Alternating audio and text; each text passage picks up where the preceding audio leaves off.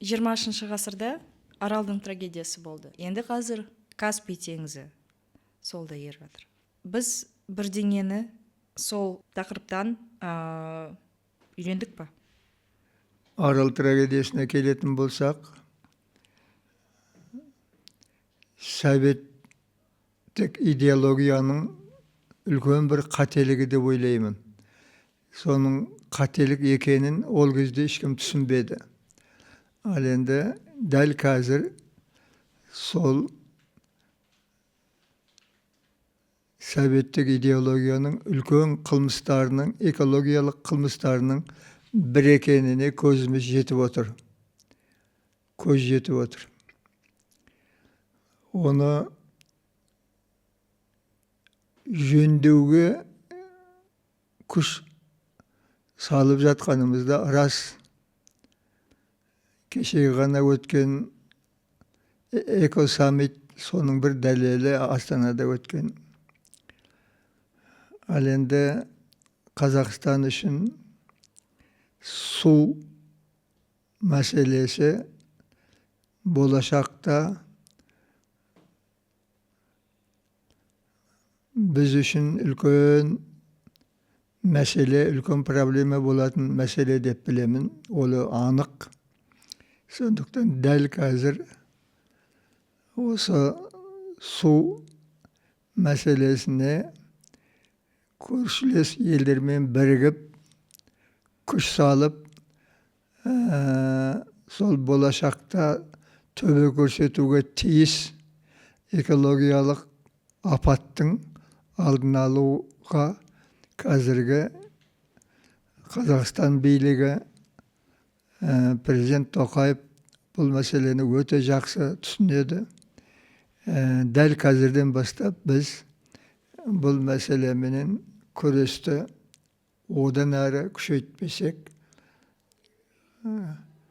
ендігі бір 20-30 жылда бұл шешуі қиын мәселеге айналып кетуі мүмкін. Бұның соңы кәдімгі демографиялық апатқа алып баруы мүмкін. Елдің көшуіне,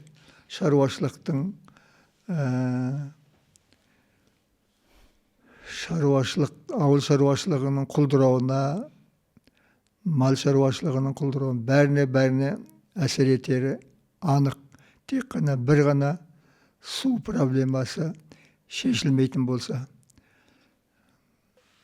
Жалпы адамзаттың бәрі саналы адамзат деп айту қиын.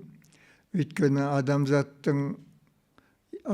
ең алдымен дәл қазіргі пайдасын ойлайды. Мысалы, Аралдың суын Түркменстанның Қарақұмына тартты. Үлкен бұл судың үлкен бір бөлігі солай кетті. Екіншісі Өзбекстанға қарай тартты. Сөйтіп, Арал бір небары 20 жылдың ішінде су алып,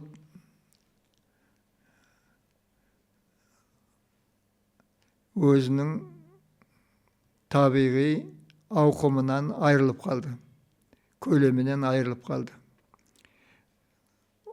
Яғни мен айтайын деп отқаным, сол кездегі советтік билік табиғатқа қиянат жасады.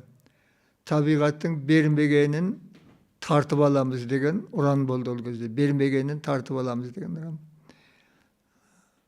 Соның зардабын, салдарын біз көріп отырмыз шынында келгенде. Ол неге алдын ала табиғатты қорғауды ұмытып кетеміз деген сұрақ қойып отырсыз. Өйткені алдын ала қорғаудың орнына біз дәл бүгінгі қалтамызды ойлайтын сондай меркантилді ұрпақ болып кеттік. Ертеңді ойламайтын. бүгінді ойлайтын. Соның нәтижесін ал ертең табиғат бізден өш алады сол үшін. Қазір өш алып жатыр. Яғни біздің экологиялық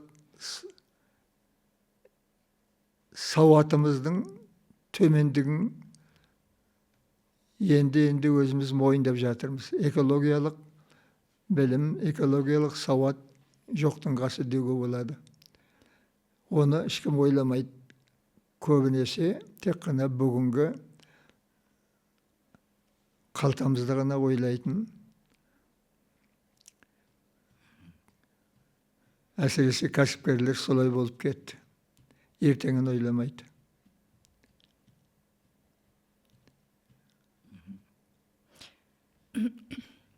Неге аралдың тақырыбы Әбжан Нұрпейісовтың шығармашылығында тек қана экологиялық проблема емес, ол адамның трагедиясы. Соны біз бастап айтып кеттік қой. Әбе сол аралдың тумасы болғандықтан бұл тақырыпты айналып өте алмады. Сондықтан да соңғы парыз жазылды ғой. Екінші кітабы, екінші үлкен кітабы, 2 томдық соңғы парыз жазылды. Ол өзінің азамат ретіндегі борышым аралды қорғау деп түсінді, және одан сырт қалмау керек деп түсінді, сол үшін күресу керек екен деп түсінді, және сол бүкіл өзінің ойы, күресі және аралды осы деңгейге құлдырауға жеткізген адамзаттың пиғылы екенін соңғы парызда ашық айтты. Әсіресе оның бас кейіпкерінің бірі Әзім, сол тек қана бүгінгісін ойлайтын, тек қана бүгінгі шаруасын ойлайтын, сол бүгінгі құлқынан ғана ойлайтын адам ретінде ол жерде көрінеді. Советтік бір үлкен шенеуніктің образын осы Әзім арқылы берді, және аралды құртқан осы әзімдер екенін айта білді әбе. Сіздің ойыңызша бізге қандай қадам жасау керек? Осы трагедия, аралдың трагедиясы Каспиймен қайталанбас үшін. Бізді қоршаған орта туралы ойлану керек деп ойлаймын. Әрбір адам ойлану керек қоршаған орта туралы. Өйткені қоршаған орта ол сенің әкең де сол, шешең де сол, бүкіл халықтың ғасырлар бойы халықты асыраған сол бізді қоршаған орта екен түсінуіміз керек. Сондықтан да экологиялық сананы қалыптастыру бізге өте қажет, мемлекеттік деңгейден қажет, оған қаржы бөліну керек. Әрбір мектеп, әрбір класста, әрбір жоғары оқу орнының студентіне оқылатын сабақта сол міндетті түрде экологиялық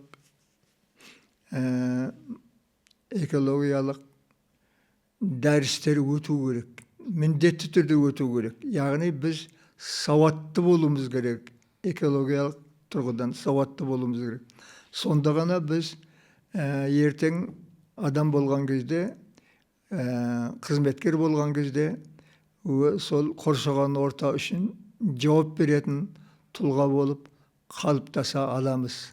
Егер де ондай сауат болмаса, біз сол баяғыдай анау әбе жазған Әзім сияқты тек қана өзінің құлқынын ойлайтын, құлқынның құлы болып жүре беретін азаматтарды ғана қалыптастырамыз. Олар ертең Каспийді де құртады, Аралды да құртады. Олар құртпайтын нәрсе қалмайды. Өйткені олар құлқынға ғана құл болған адамдар екені белгілі. Сол, яғни проблеманың бәрі адамның өзінде екенін Әбен Нұрпейісов те соңғы парызында дәлелдеп кетті. Бәрі адамға байланысты. Адам жалмауыз болмау керек, жалмауыз болмау керек. Тек қана құлқын үшін құлқынның құлы болмау керек. Адамның жауапкершілігі тым үлкен. Табиғат алдында да, қоғам алдында да, ұрпақ алдында да оның жауапкершілігі сұрапыл, өте үлкен. Сол жауапкершілікті сезетін біз ұрпақ тәрбиелеуіміз керек. Біздің міндетіміз осы. Неге оның кітаптарын оқу қиын? Енді мынандай нәрсені айтуға тура келеді. Сіздің сұрағыңыз, неге біздің классиктердің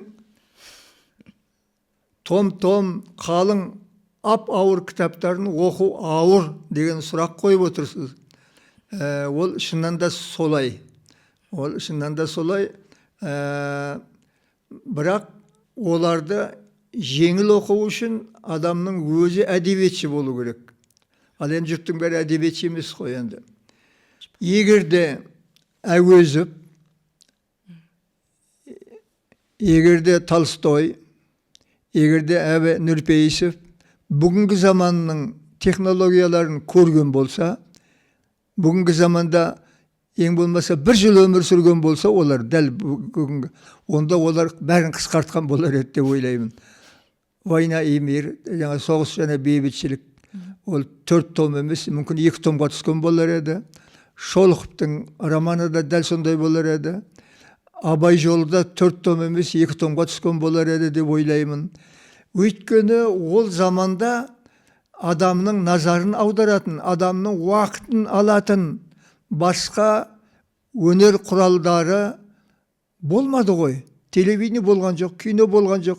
Соны бүкіл халық уақытын өткізу керек қой, уақыты болса уақытында кітап оқиды. Сондықтан да кітап жазылды. 4 томдықтар жазылды. Соғыс және бейбітшілік немесе тынық дон тәрізді. Егерде олар бүгінгі күнді шыннан да көрген болса, жазушылар солар, оны 2 есе қысқартып жазған болар еді. Жастар оқу үшін сол жастармен есептесу керек еді. Қазіргі заманның жазушылары, жас жазушылар осыны түсінді. Олар ауыр сөйлемдермен адамның басын қатыратын, оқырманның басын қатыратын үлкен кітаптар жазудан бас тартып жатыр деп ойлаймын. Және дұрыс жасайды. Өйткені өмірдің өзі соған бізді мәжбүрлеп отыр. Қалың оқырманға 4 томдық үлкен ауыр кітаптардың қажет жоқ. Асып кетсе 1 томды ғана оқиды. Соны біз түсінуіміз керек. Ал түсінбесең оқымайды. Жатады сөреде. Жатыр, қазірдің өзінде жатыр. Үлкен кітаптар жатыр ғой. Бұл уақыттың өзі қойды осындай мәселені қойды. Оны жазушылар қабылдап жатыр.